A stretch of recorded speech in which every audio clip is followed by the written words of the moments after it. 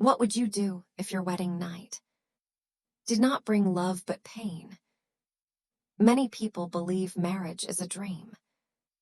They think it is the start of a happy life, but for me it was the night I felt small and unwanted.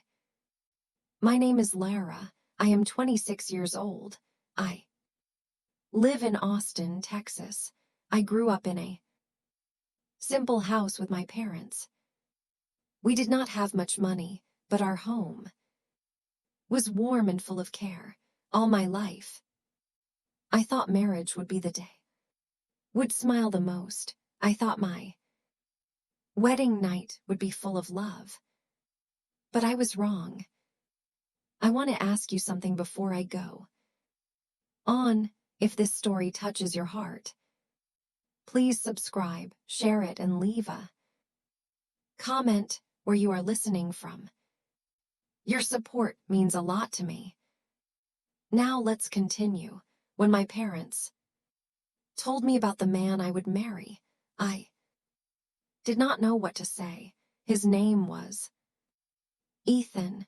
He was the son of a man my father worked with many years ago. My father said he was a good man. He said I would be safe with him. I wanted to believe my father. I wanted to believe in love.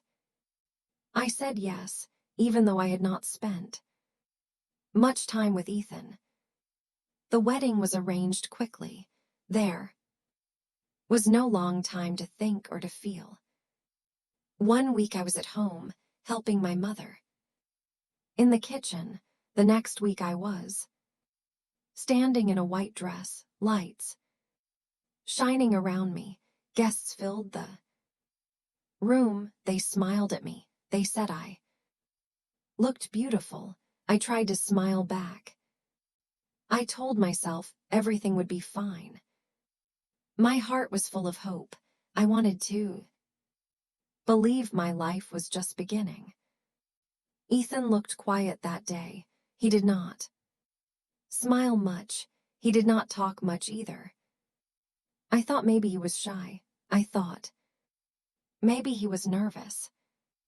I told myself it was normal. After all, this was our first step together. When the guests left, I sat in a small room. My hands were cold. My dress felt heavy, but my heart was beating fast with hope. I thought of all the stories I had read about love. I wanted my wedding night to be soft and kind. I wanted to start a family, to build a life. I wanted to feel safe. Ethan came in. He looked at me for a long time but did not smile. Then he spoke. His voice was calm but sharp. He said, "You are not the kind of wife I wanted." My heart dropped. I stared at him, but I could not speak. He stood near the door. His eyes were cold. He said again, "You are not what I hoped for. I do not love you. I only agreed because of my parents." His words cut deep. They were like a heavy stone inside me. I sat still, my dress wrapped around me like a trap. I wanted to cry, but no tears came. That night I felt like a stranger in my own body. I thought of all the days I dreamed about love. I thought of how quickly they broke. I was not ready for this pain. He did not touch me with care. He did not speak with kindness. He walked out of the room and left me alone. I sat in silence until the morning light came through the window. The next day, Ethan told me to leave. His words were short. "Go back to your parents. Do not speak about this. Tell no one. Say you were not ready." My hands shook as I packed my bag. My dress was still on the chair. I could not look at it. I walked out of that house, my dreams falling behind me with every step. When I reached my parents' home, my mother held me. She asked me what had happened. My father stood in silence, waiting for me to speak. But I could not. The words would not come. I sat on the floor and cried into my hands. I felt like my life was over before it even started. People in our area began to talk. They said I was proud. They said I did not respect my husband. They said I had walked out on him. The lies spread fast. I wanted to scream and tell the truth, but I stayed quiet. I felt too weak.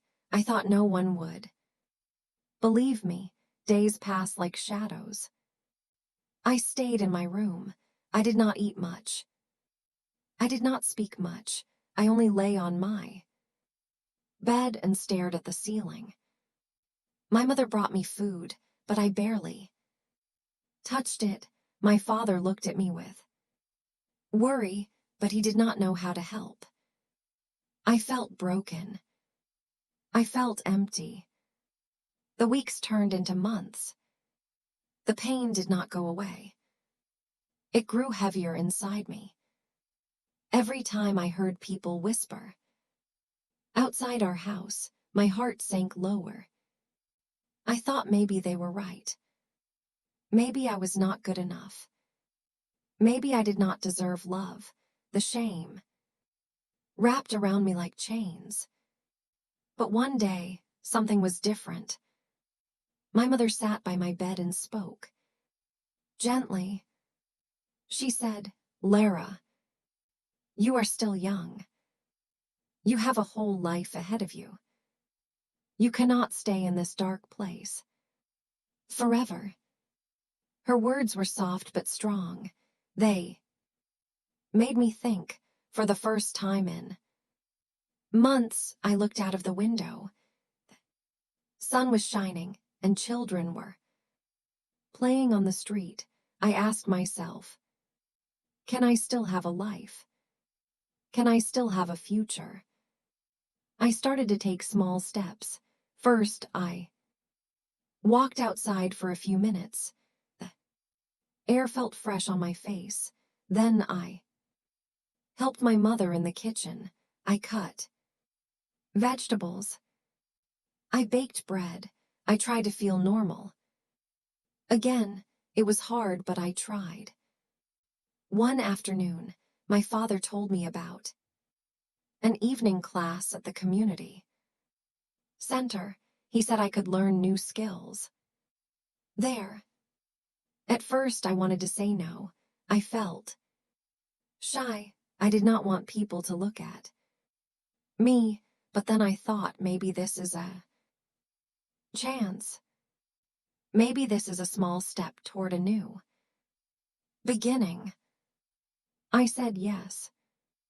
That evening, I walked to the center. The sun was low, and the sky was turning orange. My heart beat fast as I stepped inside. I did not know what I would find. I only knew I had to try. The room was simple, with white walls and wooden chairs. A few people were already there. Some were older, some younger. A woman with short hair stood at the front and smiled at me.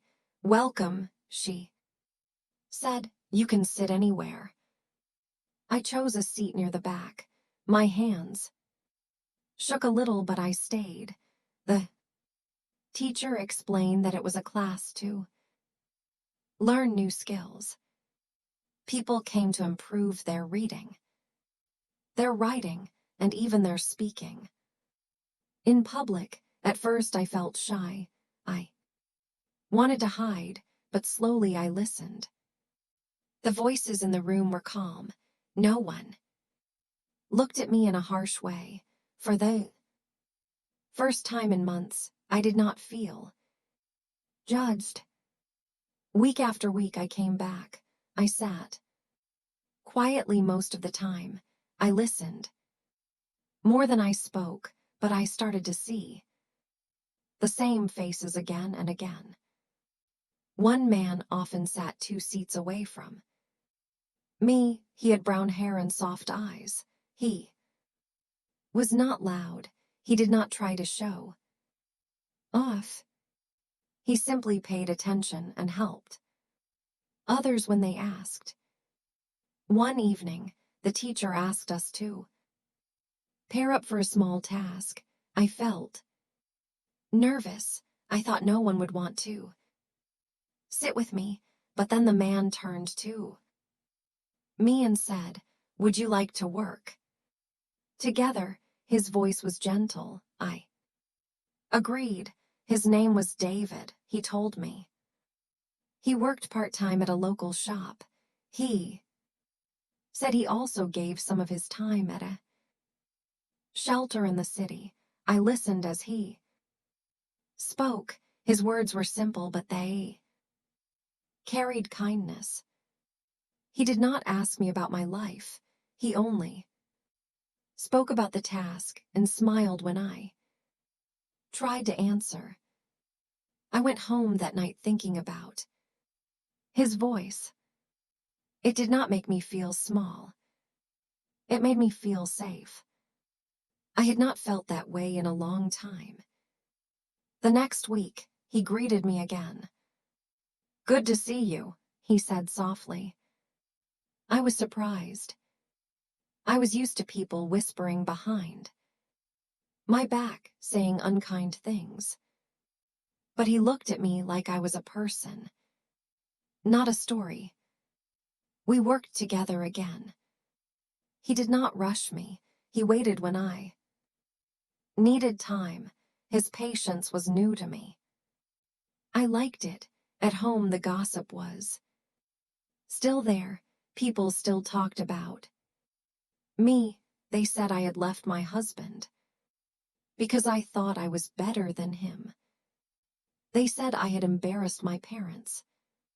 Sometimes I cried in my room after hearing those words, but then I remembered the calm space of the evening class. I remembered David's kind eyes, and I told myself, maybe there is still hope. One day after class, David spoke to me. As we walked out, "I am going to the shelter tomorrow," he said. "We help families who have no homes. If you want, you can come. They always need more hands." I looked at him in silence. My heart beat fast again, but in a different way.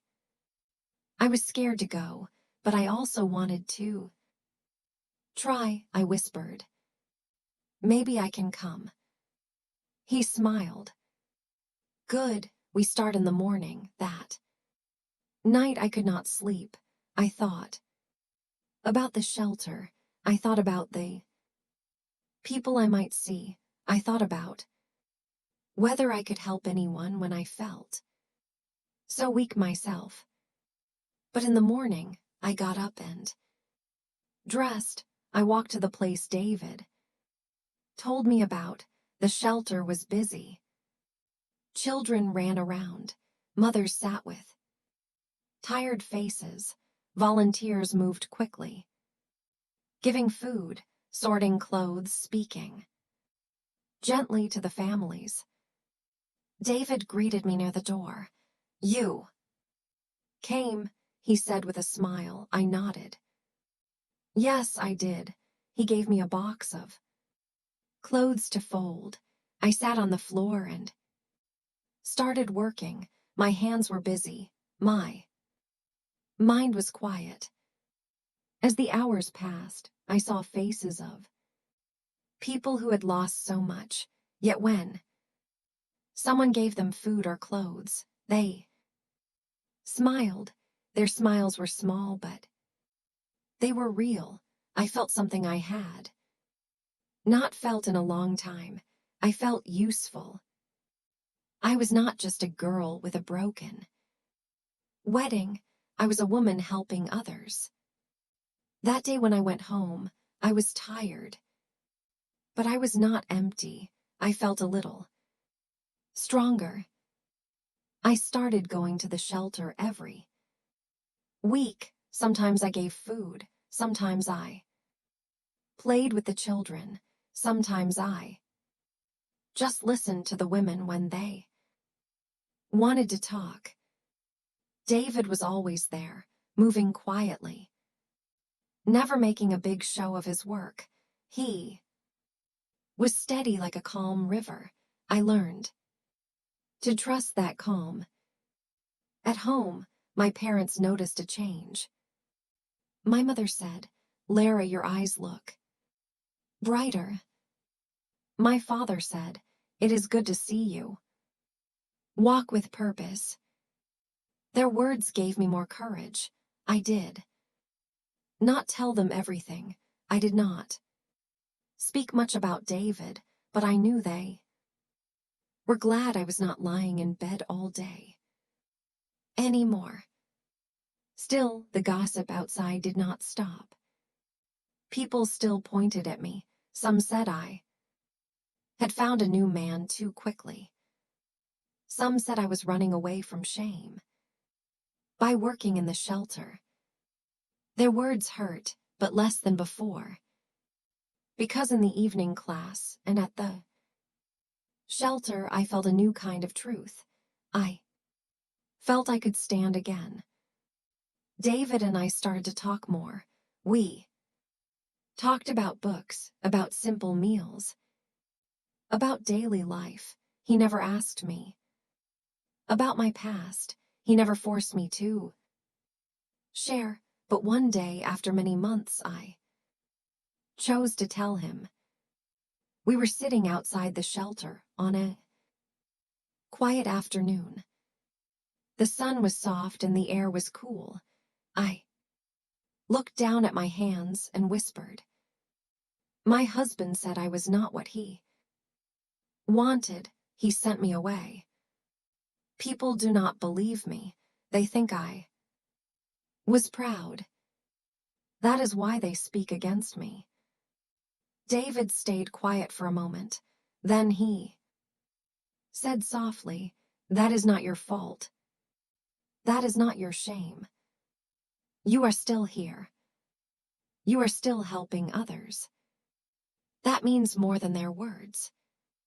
I looked at him. I thought he might change after hearing the truth, but he did not. His eyes stayed kind. His face stayed calm. For the first time in a long time, I felt seen, not judged. From that day, I felt lighter when I walked to class and to the shelter. I was not healed fully. The pain of that wedding night was still with me, but it did not control me. I was learning to breathe again. I was learning that one cruel voice does not define who I am. The weeks at the shelter turned into months. Every Saturday I walked through the doors and felt like I belonged. I carried boxes, I sorted food, I played games with children. Some days were heavy, some stories I heard from the women were filled with loss and fear. But when we worked together, when we gave even a little, I saw hope in their eyes. That hope gave me strength too. In the evening class, I also changed. At first, I sat quietly at the back, but now I began to raise my hand. I read small parts aloud. My voice shook, but it was my voice. I no longer hid from the faces around me. People in the class smiled at me, not with pity, but with respect. It was new for me, and it felt good. David stayed the same, steady, patient, calm. He never pushed me. He never asked me for more than I could give, but slowly I trusted him more. We walked together after class. Sometimes we talked about the day, about the people at the shelter, about small dreams for the future. He said he wanted to study more and maybe work full-time in social care. I said I wanted to learn new skills and perhaps help children one day. He listened, and I believed he cared. At home, my parents noticed how different I was. My mother said one night, "Lara, you smile more now. It makes me happy too." "See," my father added, "your path may not be easy, but you are walking again." That is what matters. Their words stayed in my heart.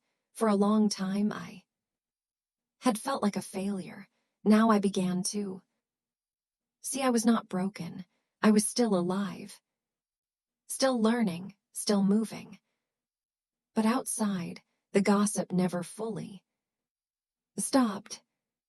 Some neighbors still whispered that I had ruined my marriage myself. They said I was too proud, too soft, or too weak. At first, those words cut me deeply. But now I could walk past them. I told myself their voices were not mine. I did not have to carry their lies. Each time I helped a child smile at the shelter, each time I spoke with a woman who thanked me for listening, I knew their whispers were nothing. I was more than their talk. One afternoon after many months, the teacher in the evening class asked me to stand and speak in front of everyone. My heart raced, my hands felt cold, but I stood.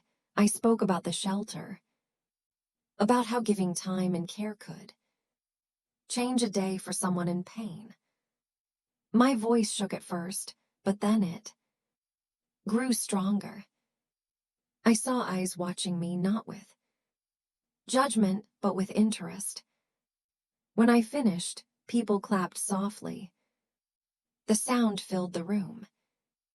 I sat down with tears in my eyes, but they were light tears. For the first time in a long time, I was proud of myself. After class, David walked beside me. He said, "You spoke well. You gave us your heart." I looked at him, unsure how to reply. I whispered, "I was afraid." He shook his head gently. "You were brave." His words stayed with me all night. I repeated them to myself. Brave. Not weak, brave. At the shelter, too, people began to know me. They smiled when I walked in. Some women even came to sit near me when they needed someone to talk to. I was not a leader, but I was there. I gave what I could. Each small step made me stand taller. One evening, David and I stayed after the shelter closed. The room was quiet, and the lights were soft. We sat on two chairs, tired from the day. He looked at me and said, "You know, when I first saw you were quiet. I could see sadness in your eyes, but now I see strength. You carry it with you." I felt a lump in my throat, but I did not look away. I said, "I was broken before. I thought my life was over, but now I see that I can live again." His face softened. He did not say much more. He did not need to. His silence felt safe. I walked home that night under the stars. The air was cool. I thought of my past, of that wedding night, of the cruel words I had carried for so long. They were still there in my memory, but they no longer ruled me. I was not that girl in the heavy white dress anymore. I was a woman who had stood.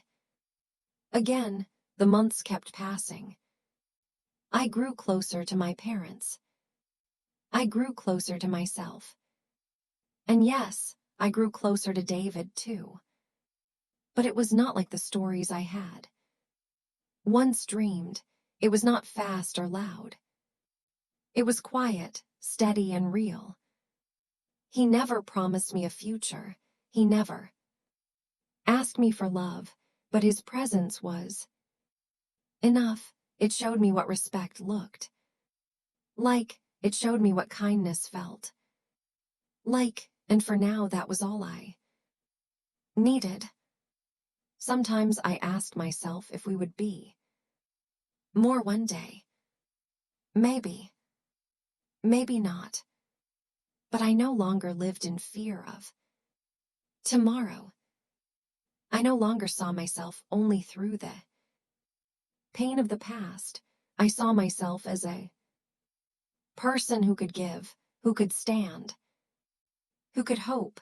One evening, as the sun set over Austin, I sat on the porch of my parents' house. My mother brought me tea. My father sat quietly near us. I looked at them and felt grateful. They had carried me when I could not walk. Now I was learning to carry myself. I smiled softly and whispered, "I will be okay." And for the first time, I truly believed it. That is where my story ends for now. Not with a wedding, not with bright lights, not with a fairy tale, but with a steady step into life again. I found pain, I faced shame, but I also found a way to rise. I learned that one cruel voice cannot decide my worth, and maybe, just maybe, love in its true form waits for me.